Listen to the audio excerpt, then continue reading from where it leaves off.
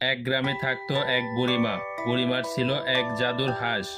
একদিন বুড়িমাকে বলল, চলো আমরা ঘুরতে যাই। রাজহাঁসের মুখে এই কথা শুনে বুড়িমা বলল, কোথায়? রাজহাঁস তার বিশাল ডানা মেলে বুড়িমাকে পিঠে বসিয়ে নিল। তারা উড়াল দিল আকাশের দিকে। বুড়িমাকে নিয়ে রাজহাঁস এতটাই উপরে চলে যায় যেখান থেকে গ্রামের মাঠ, খাল সব ছোট ছোট লাগছে। তারা উপরে যাচ্ছে, চারদিকে মেঘে ঢাকা এমন একটা জায়গায় চলে আসে। হঠাৎ রাজহাঁস একটা ডিম ফেলে দেয় মেঘের উপর। বুড়িমা তখন বলল, ও মা, আকাশেও ডিম পারিস? আমি তো রাজহাঁস, সব জায়গায় ডিম পারি। এরপর রাজহাঁস আর দাদিমা মাটিতে হাসি মুখেই নেমে এলো আর গ্রামে ফিরে গেল। ছোট্ট বন্ধুরা, তোমাদের জন্য একটি ধাঁধা। এই গল্পে রাজহাঁস কোথায় ডিম পাড়ছিল?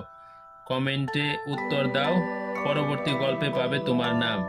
বন্ধুরা, তোমাদের ভিডিওটা ভালো লাগলে চ্যানেলটাকে লাইক করো, সাবস্ক্রাইব করতে ভুলো না। পরবর্তী গল্প পাওয়ার জন্য বেল আইকনটি বাজিয়ে রাখো।